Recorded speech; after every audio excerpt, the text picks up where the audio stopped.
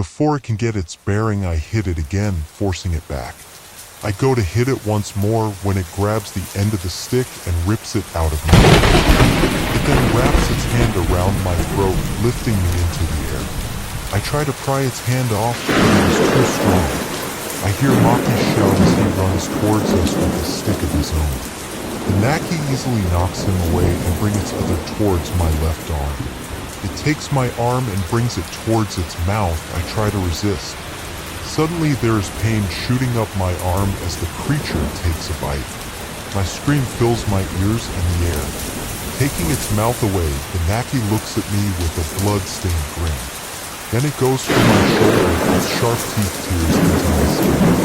The pain is absolutely excruciating and I can feel it through my entire body. My body is weakening and black spots fill my vision as it continues to feed from my flesh. The shouts of my friends echo in the background, but I know it's useless.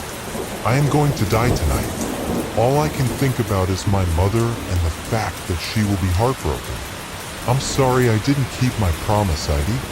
I think as I start to fade out. Suddenly, the teeth and pressure around my throat are lifted.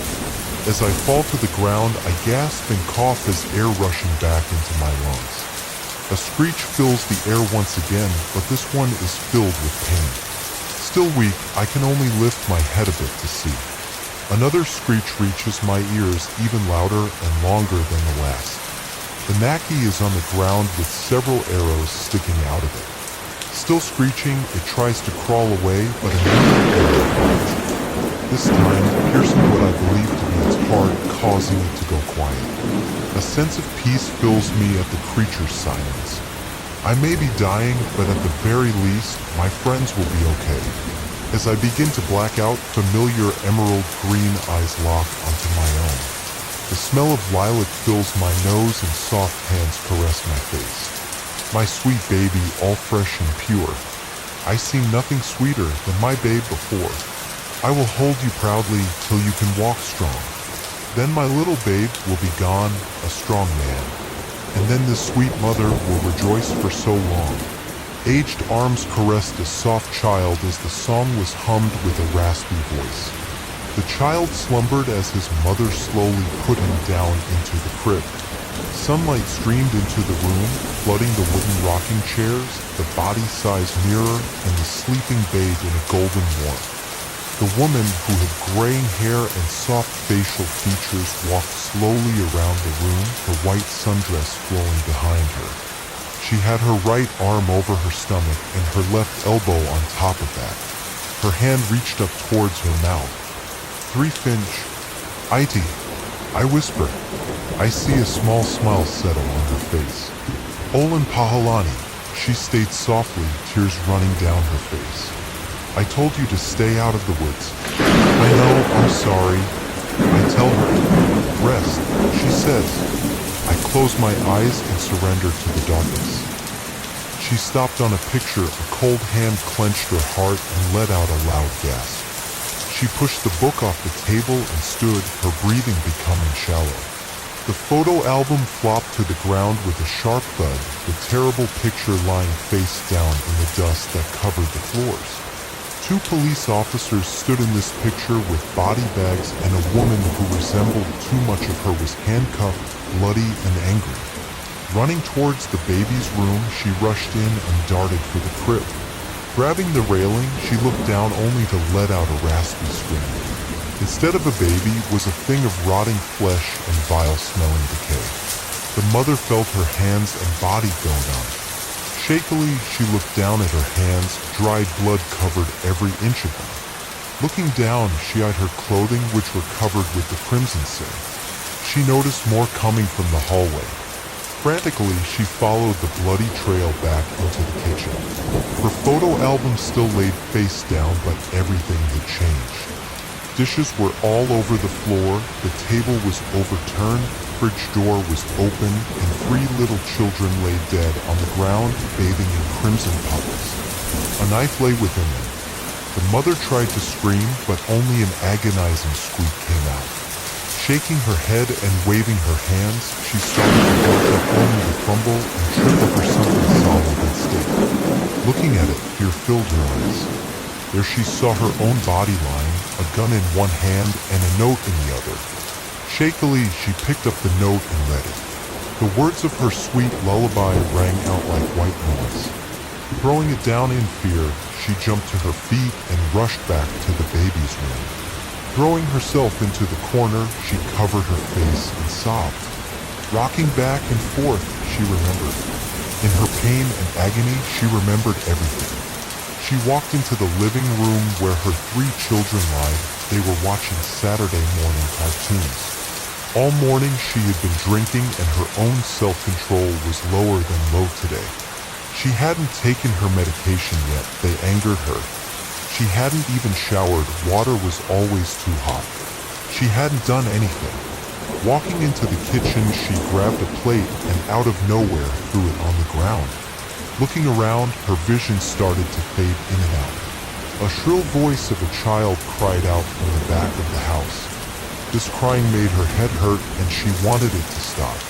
She went down the hallway and into the baby's room. The baby screamed some more and squirmed around in the crib. That angered her even more. Looking around, she tried to find a way to make the baby stop, but finding nothing, she just stared at it. It screamed again, and then she lunged. She put her large hands around the child's neck and squeezed, yelling and begging for it to stop. After the child abruptly stopped, the mother backed away. The baby's mouth was covered in blood, and so were her hands. But that didn't stop her outrage. She ran down the hallway and into the kitchen where she hastily had taken a knife from a drawer, its silver glinting in the dim light that shone through the window. Her other 3 children fumbled to their feet, letting out gasps of terror as their mother ran into the living room, her eyes wide and her knuckles white as she clenched the knife. She ran towards them, making them run to the kitchen in an attempt to get away from her. Unfortunately, she was able to grab Donald. He screamed and cried, but his mother took no heed to him and stabbed him in the chest 3 times. Blood squirted and landed on the wooden floor, turning the coppery brown to a velvety red. Her other children screamed and hid in a corner. Their mother stared at them, eyeing up each child. The T.B. was just a constant drone in the back of her mind as she pointed to Anna, beckoning for her to come. Anna shook her head and shrunk down further into the corner, praying that she disappear from this nightmare. Emma stared at her little brother's dead body. The mother got angry again and tried to demand her forward, her voice high and startling. This time Anna screamed no. The mother swore and lunged forward, throwing Emma out of the way and grabbing Anna, stabbing her 3 times. More blood squirted, landing all over the walls and onto Emma. Emma fell to the ground sobbing and crying, "Mommy, no. Please. No." But of course the mother grabbed Emma and stabbed her 3 times. The screaming hurt her head. After the blood had sprouted from her daughter's stomach, the mother raced around the kitchen, destroying everything in her rage. She flipped over the table and started to throw the dishes out of the cupboards. She opened the fridge and threw all the food around. After she had stopped, the mother looked around. She dropped the knife and sobbed herself.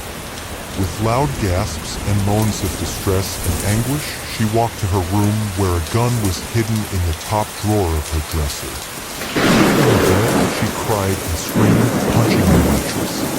After an hour or so of crying, she had grabbed the gun and had walked to the kitchen, a note in her hand. Carefully, she dragged her precious babies out of the living room and placed them in the kitchen. They laid before the overturned table.